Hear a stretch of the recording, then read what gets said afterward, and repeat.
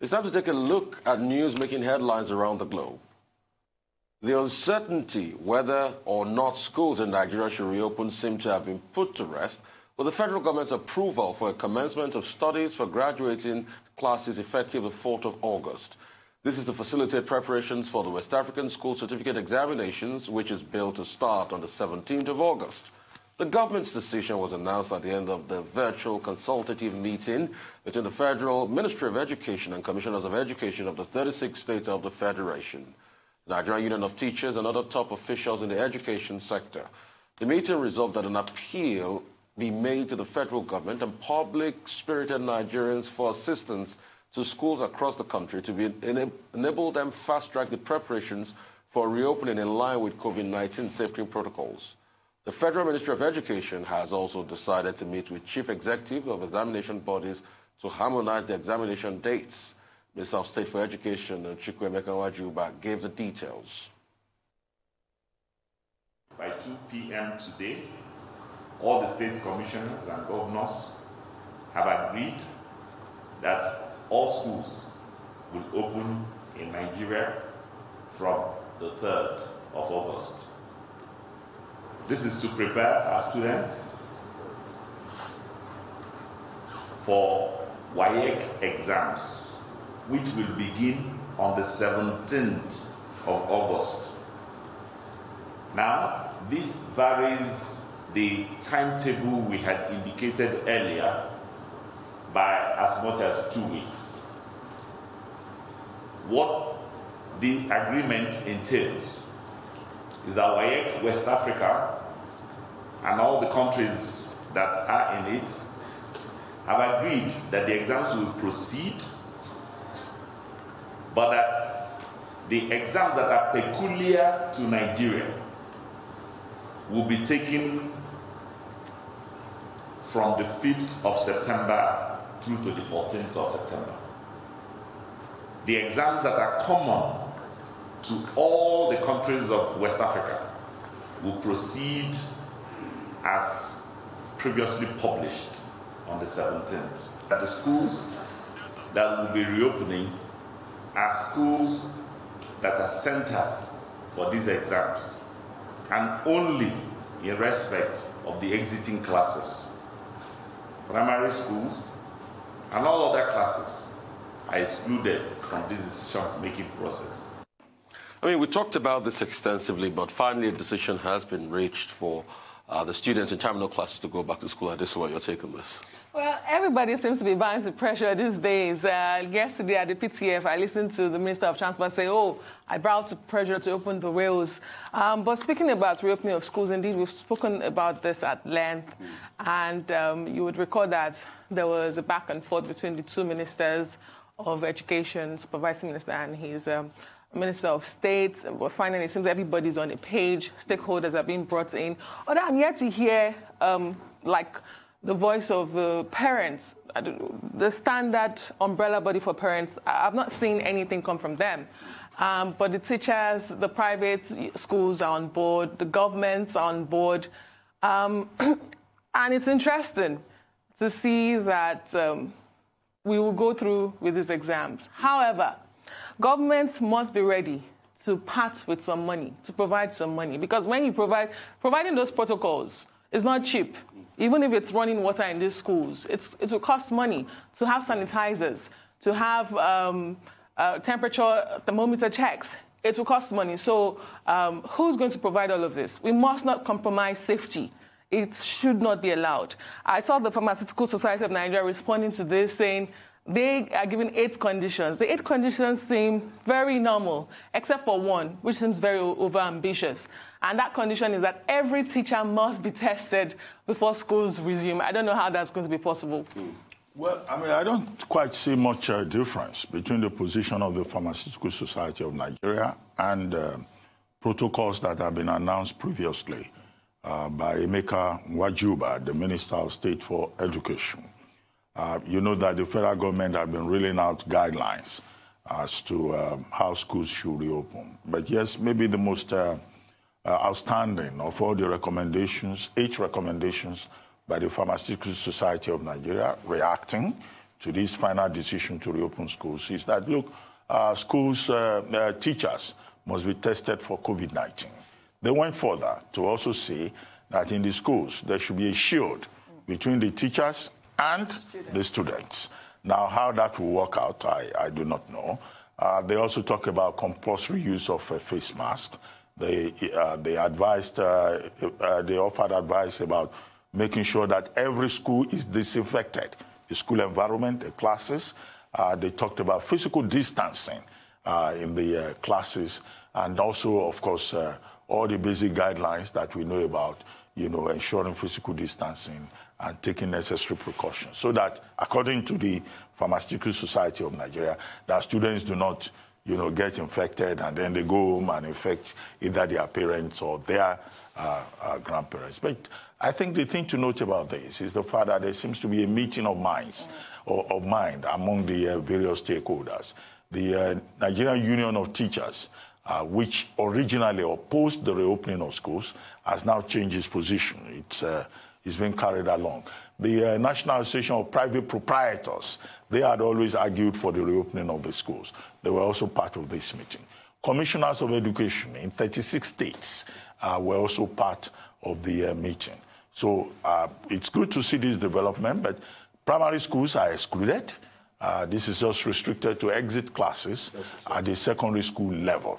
The only omission that I noticed was that the Academic Staff Union of Universities was not included. And the universities also have issues with the federal government with regard to the memorandum of understanding that they signed with government that has not been implemented. And ASU is still on strike.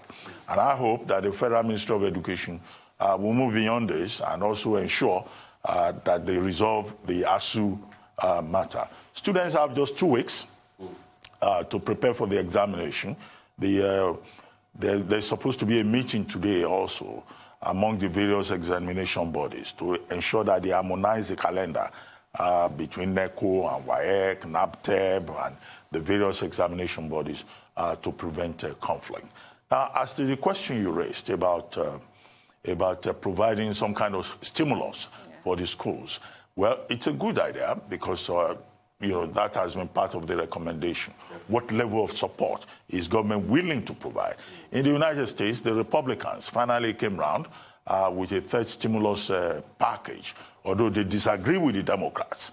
But part of that package is talking about $100 billion for schools, if schools in the United States must reopen. Do we have a similar plan in that regard? Is there a role here for the National Assembly to bring up the matter? And if that happens, how would that money be disbursed? Finally, I think there's also responsibility, great responsibility, at the level of the owners of the schools, state governments, and also private proprietors who have been saying that they are prepared. We would like to see that they are indeed prepared. And these children, they take their exit exams, and then, of course, we see how it goes forward. And we hope that, reopening schools will not result in the escalation or acceleration of the positivity rate. Right. Thank you guys so much for your views and opinions on that. That's all on the news headline. We'll take a short break now. When we return, we'll have the trio of Rotus, Odiri, Michael Wilson, and Aaron Akerajala to give us updates on the Africa, global business, and COVID-19.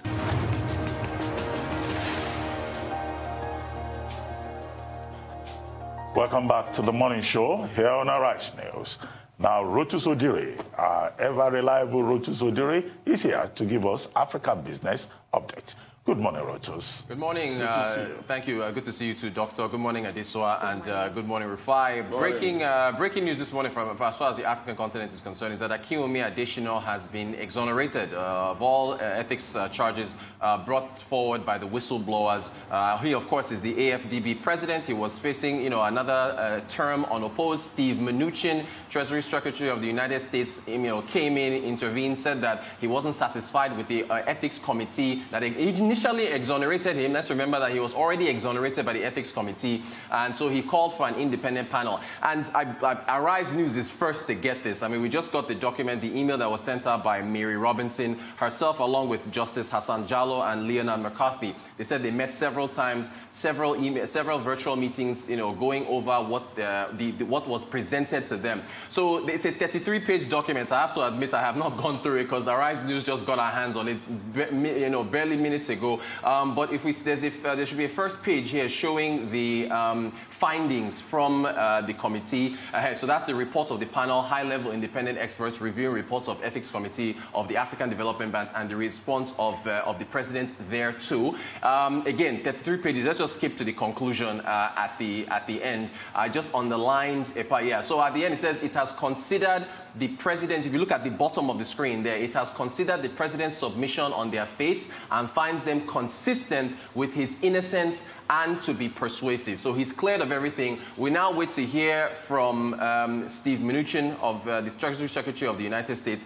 So here he should be satisfied now because everything was followed through according to the protocols that he presented forward. And Akinwumi Adesina is all clear. This should pave the way for him to run unopposed and clinch his second term as president of the AFDB.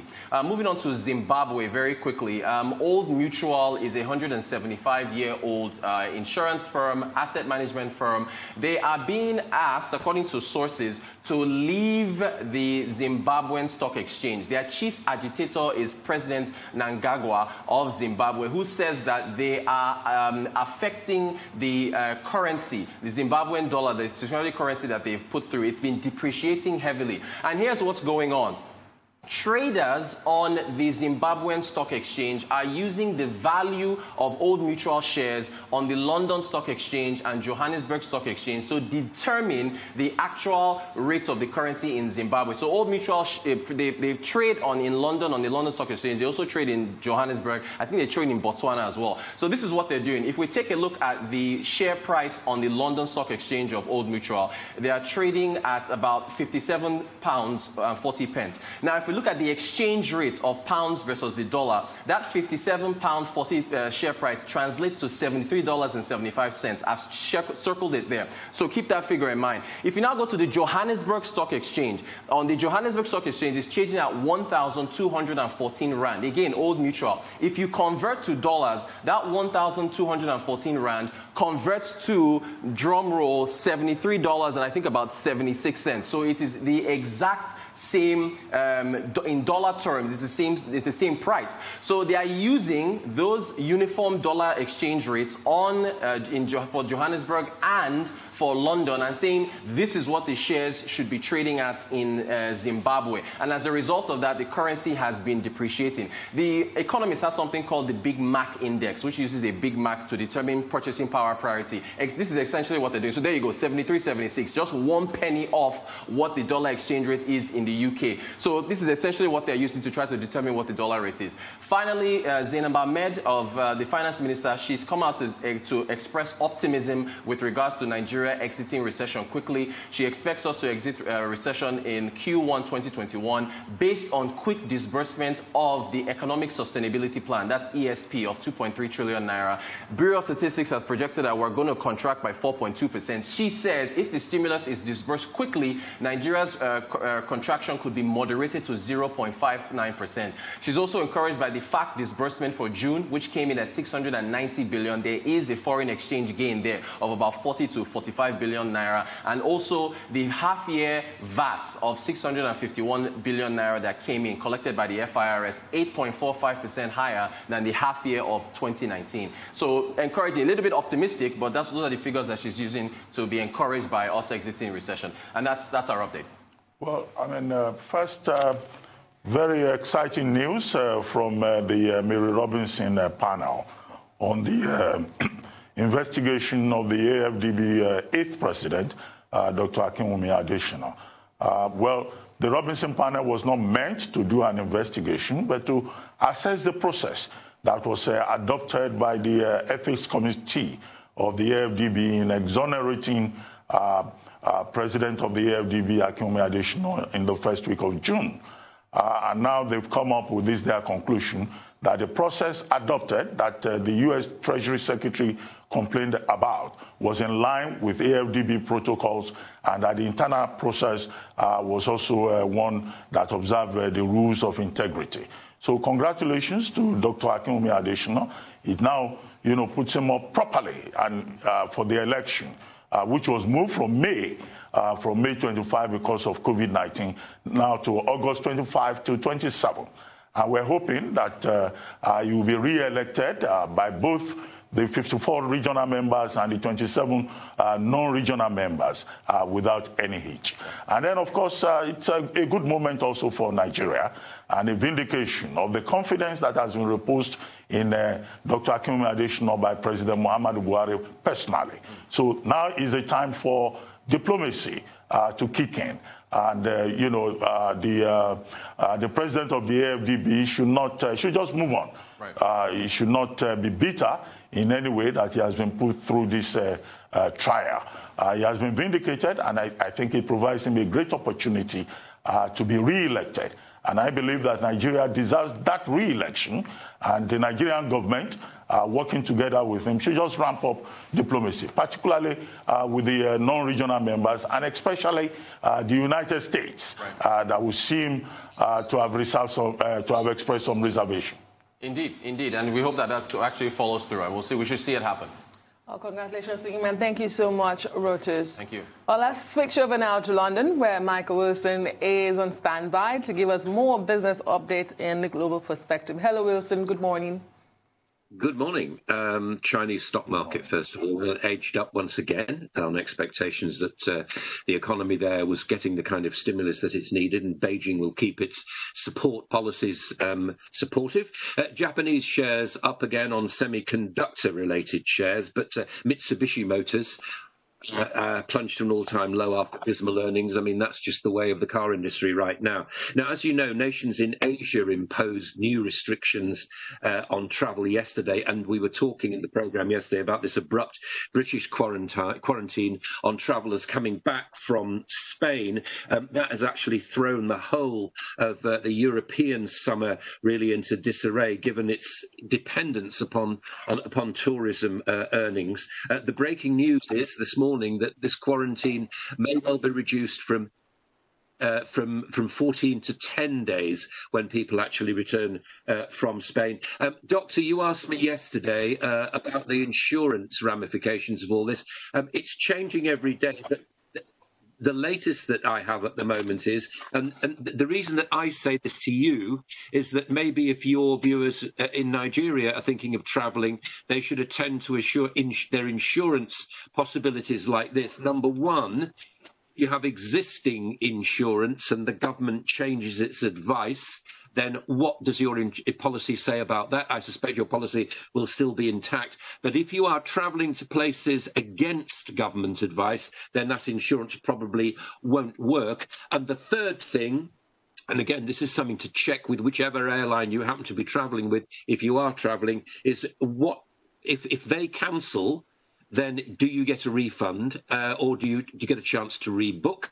Good luck with the refund, because people here are saying rather ominously that travel companies and airlines are so besieged by refund requests that they may not be able to do it very quickly. So you need to think about that very, very carefully indeed. The government here has said, we have this phrase here called weasel words, and I think this is what the government, they're saying, well, all foreign travel is about risk. Yeah, of course it is. But the thing is, if governments are imposing restrictions, then they need to be absolutely clear to travellers about what they're doing. And there is still confusion here. I don't know what it's like with you, but I just throw that in as a suggestion that you might want to take on board. Okay, more generally now, the US dollar down to a 2-year low. The FOMC, the central bank interest rate setting committee in the United States, meets tomorrow. The reason that the dollar's going down is there's slight fear of negative interest rates and so on. The FOMC itself, the central bank, will be uber dovish, as they say here. In other words, no change in interest rates. And also, what we need to find out is the success of the stimulus package, of which more in just 1 second. There are balancing all the worries, there are more news on coronavirus vaccine trials from Moderna and Pfizer. And as I say, that stimulus bill, the Republicans are going for $1 trillion. This has to go through the House of Representatives, of course, which is controlled by the Democrats. The Democrats would much rather have $3 trillion. We'll see how that goes. The rise in the US markets continues to be driven by tech stocks, Facebook, Amazon, Apple, Microsoft and Alphabet. If you take those out, then you'd find that the S&P would be down about 10% right now. This is the first morning I'm talking to you without a spat between the US and China news. We've had a lot of those, seems that every day the past month, really. But the markets now feel it's kind of, as it was put to me this morning, it's familiar background noise, and they're both learning how to play with their toys. And as soon as they get that straight, then we may get some sort of movement on trade, but I doubt it very much before the election in November in the United States. European shares slipped back because of all those coronavirus worries, particular travel stocks and so on. The tourism is so vital to Spain, for example. They get their unemployment figures today from Q2, but honestly, any kind of rebound there will be absolutely negligible given the large hole that this has actually brought into their economy. Now, speaking of tourism, South Africa, I'm sure you covered this earlier on, it's got its biggest ever single bailout from the IMF. It is the biggest single bailout from the IMF. Sorry, are you still with me? Yes, we're with you. Yes. Very much with you. Thank you. South Africa has had its the biggest ever single funding amount from the IMF. And if you remember, South Africa's lockdown, the strictest around, and also they have contributed towards half of the whole of Africa's continent cases. Now, what will they do as far as tourism is concerned? Because that's absolutely vital to the country, and it's already gone through decades of low employment, of corruption, and so on, and it doesn't bear very favourably comparing it with Zimbabwe next door. You know, you worry about how politicians have managed to beggar an economy as they have done there. The European Central Bank has told its banks not to issue dividends until January next year. Here, they're looking at maybe a sales tax on online sales. And finally, the gold price reached the holy grail of $2,000 an ounce yesterday, came back on profit-taking. My contacts within the community, the commodities community, say that it probably will settle about $1,900 an ounce. And don't forget copper, a reliable banker in these uncertain times. Well, could you comment a bit further on gold? I mean, this year, the price of gold has appreciated about 26%.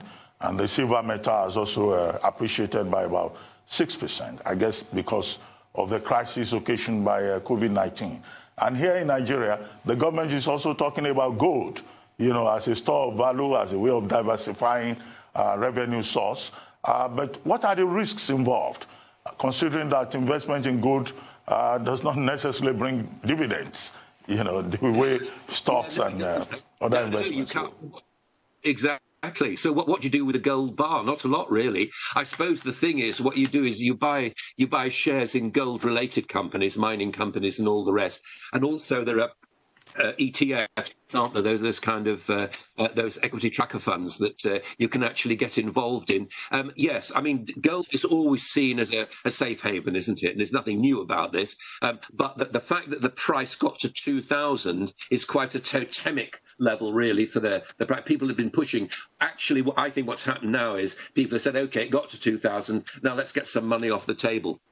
But governments are right to. I mean, that's why they have, as we're seeing right now, all governments have got their gold reserves, and somehow rather weirdly, it keeps its value. But this is quite extraordinary. But I suspect at the moment that push towards 2,000 will retreat as people take money off the table. But no bad thing. I'm not an investor, an investment advisor. I can't do that. But it's not bad to be exposed to a bit of gold, and I'd stick copper and silver in there as well, but not directly, just with funds firms that take on board some of the ancillary activities related to those precious metals. And very quickly, Michael, the U.S. stimulus, how far-reaching would this be? There have been, the debate about how the average American isn't getting the best of the stimulus and it favors the big companies. Is this going to be far-reaching enough? Yeah, I mean, the way in which Wall Street differs from Main Street is a debate, isn't it, really? I think that probably what they would, well, the driving season, this is the big thing in the United States right now, and people are not doing that. People are staying at home because of the coronavirus spikes in various Sunbelt states, particularly in the United States. So is that money trickling down? No, probably it isn't. I suspect it won't unless it is specifically directed towards Main Street rather than Wall Street. And at the moment, all that money going into an economy tends to do is to boost asset prices, i.e. equities, and keeps the stock market going. And that is the price for all this cheap money sloshing around. It is not headed directly. If it were me, if I were in charge, I like this idea of helicoptering money, just sort of sticking it down into families and saying, there's $2,000, please spend it, please buy something, because it keeps the economy going. That's the kind of world that we live in, unfortunately. And those are the kind of scenes you see in Money Heist, in TV series.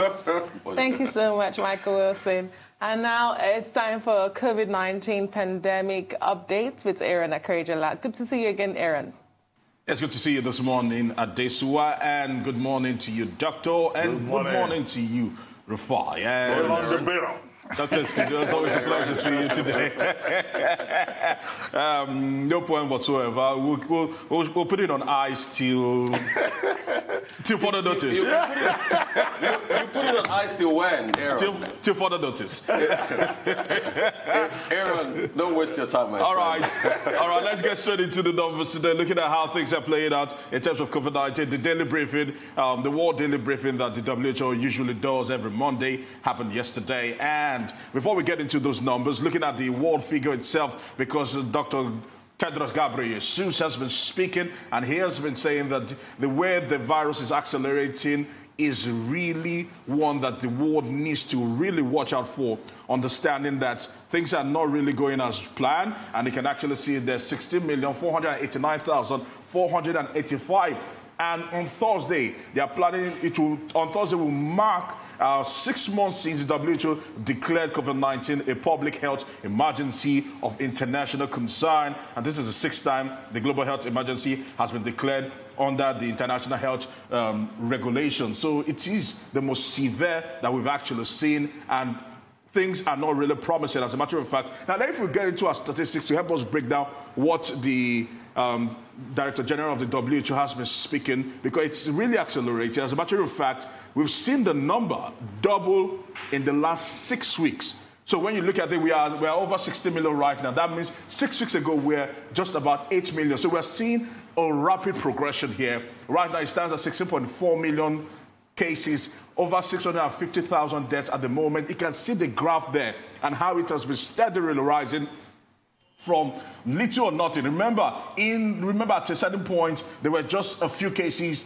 from China at the early stages. All right, sometime 30th of January, as we saw things began to rise steadily, and it has been moving up astronomically ever since then. You can see the steady rise, and that red line is supposed to be the average, but we're seeing people and we're seeing places in the world shooting above average, way above average. Moving on to the next slide, certainly you get to understand this. You can see where the places are, the hot spots in the world right now. The darker the colors, it shows the more prevalence of COVID-19 in that particular region. You can see South America, you can see places like Brazil having deep colors, you can see places like the United States having deep colors, South Africa having deep colors, and also Oman. Also, we're beginning to see things actually skyrocket in Oman also. Spain also, who are right now facing a major backlash. We're seeing governments, because now the problem is this.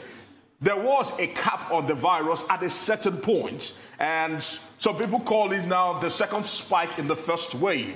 But ever since lockdown restrictions have been lifted, we saw numbers double, and numbers keep on multiplying, and which is quite worrying. Moving on to the next slide, it helps us explain where we are seeing more rises in cases. All right, the United States are almost having an average number of cases, even though for a particular week or so, like almost 10 days, they had record cases, but their number of cases are almost average compared to places like Brazil, where their spike is sharper, in India, Peru, Spain, Colombia. Moving on to the next one, you get to see places like France, in the UK also having sharper spikes, Argentina, Canada, the Philippines, Bolivia. This all tends to one thing, that the virus is accelerating at a phenomenal rate. And if we do not take precaution, certainly we'll have more that we can handle in our hands. And that is what is pushing people in the US and around the world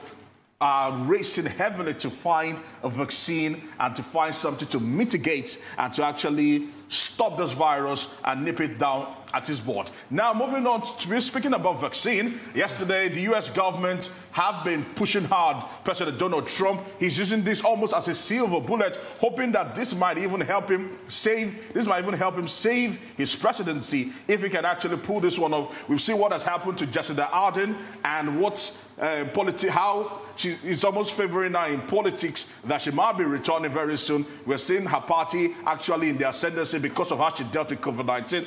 President Donald Trump is almost taking that particular stance. Whether it will work or not, or maybe it's a little too late, we'll have to find out right now. As it is right now, the world's biggest vaccine study is on the way, and which was inaugurated yesterday on Monday, and about first of 30,000 planned volunteers are helping test shots like we're actually seeing there. And these people will find out at the end of, they don't know what they are receiving. Some might be dummy shots, some might be the test vaccines, but ultimately one thing is certain is that they will study them to see how the virus actually multiplies in their body as they go about their daily activities. They will be monitoring them. We've been speaking about people who are also leading the race. That particular study is being done by the National Health Institute in the US alongside Moderna. So let's see what becomes of that particular one. But the last picture we actually saw were those that are pushing also very, very hard,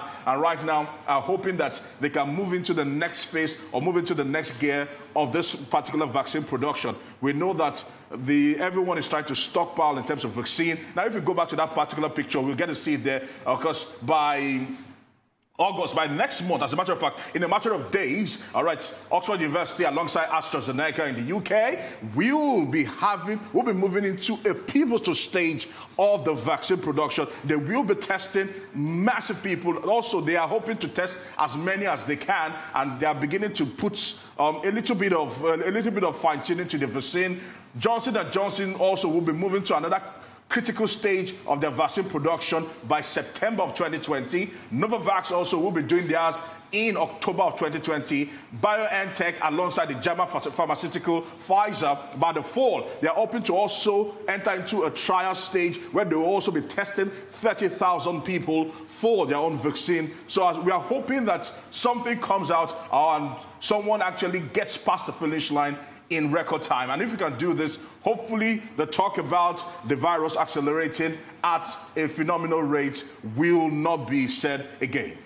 All right, I just quickly want to talk about currently what President Trump was saying yesterday in America as regards how they've ramped up, how they've invested so much in vaccines and the likes, and how America is getting ready. He said that in North Carolina yesterday, as regards how America is responding to this. But what I just want to say very strongly is this. It's all good. It's all looking great. He's saying, September, something might happen. But also, I know there's a rat race for vaccines out there, but we need to be very careful. It's really very important because we're working around the clock to be able to deliver vaccine in record time. Yeah. But the truth has to be said. We need to be very careful because we have pushed ourselves so much around the clock. We've been able to deliver the vaccine at some time. We need to be careful to be able to let, the vaccine work properly, not just to use people as guinea pigs. Secondly, I want to talk about Jair Bolsonaro. So there's been a lot of things being thrown out there. If Jair Bolsonaro claims that hydroxychloroquine was what he used, Is that a conversation back in the table again that we're looking at? The World Health Organization has said no, but he continues to claim that it was hydroxychloroquine he used before he tested negative. I mean, the point is this.